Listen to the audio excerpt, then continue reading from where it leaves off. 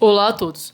Neste vídeo iremos analisar o efeito Hall a partir do efeito da variação da corrente que passa em um mesmo condutor para um determinado campo magnético, além de ser possível traçar curvas de corrente por tensão, campo magnético por corrente ou tensão.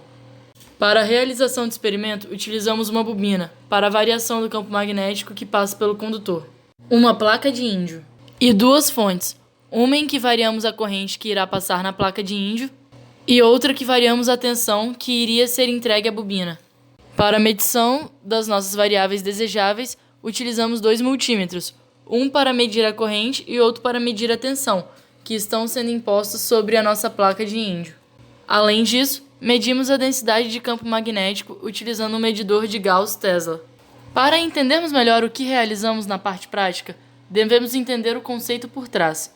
Quando um fio condutor, percorrido por uma corrente elétrica, é colocado na presença de um campo magnético na direção horizontal, as cargas deste condutor sofrerão uma força que resulta numa força magnética na direção perpendicular ao movimento eletrônico, no sentido de cima para baixo.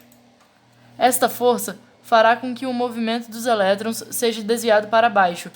Com o tempo, cargas negativas acumulam-se na face inferior e, consequentemente, cargas positivas na face superior. O excesso de cargas positivas e negativas gera uma diferença de potencial no material.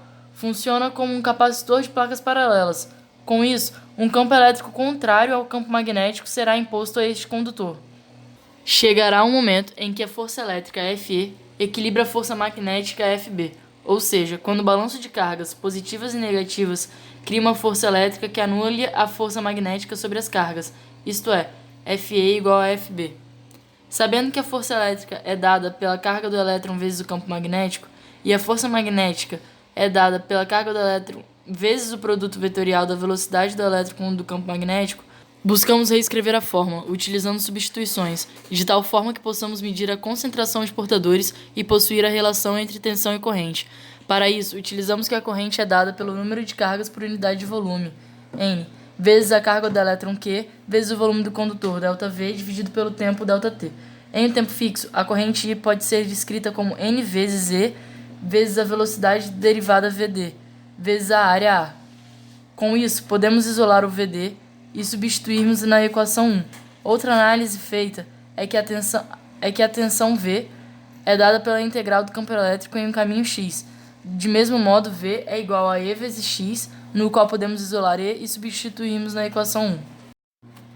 Por fim, podemos isolar e medir a concentração de portadores em um condutor ao saber o campo magnético, tensão e corrente, e encontrar o coeficiente de Hall, RH, dado por RH igual a 1 sobre N vezes Q.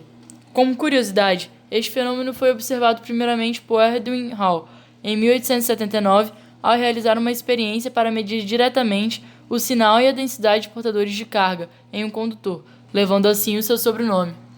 Tendo em vista esses conceitos, inicialmente medimos a tensão de offset, que é a potência residual, antes mesmo de ligarmos o campo magnético.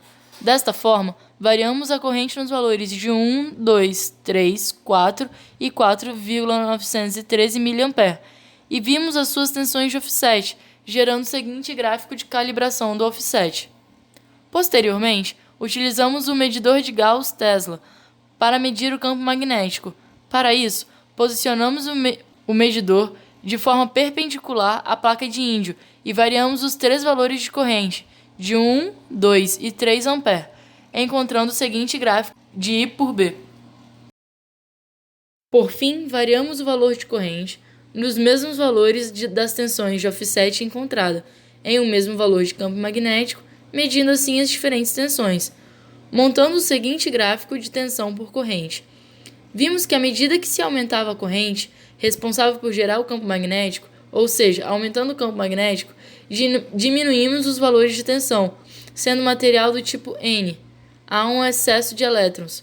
Assim, o número de elétrons livres é maior que o número de lacunas. Neste semicondutor, os elétrons livres são portadores majoritários e as lacunas são portadores minoritários. Com isso, podemos calcular a concentração de portadores de carga e o coeficiente de Hall em cada campo magnético. O efeito Hall desempenha um papel importante na compreensão da condução elétrica nos metais e semicondutores. Esses dois resultados são de extrema importância na indústria eletrônica, pois permite a fabricação de dispositivos que dependem do tipo elétrons ou lacunas e da quantidade de portadores. Por hoje é só, pessoal. Muito obrigado, espero que tenham entendido um pouco mais sobre o efeito Hall e que, além disso, também tenham gostado. Até a próxima!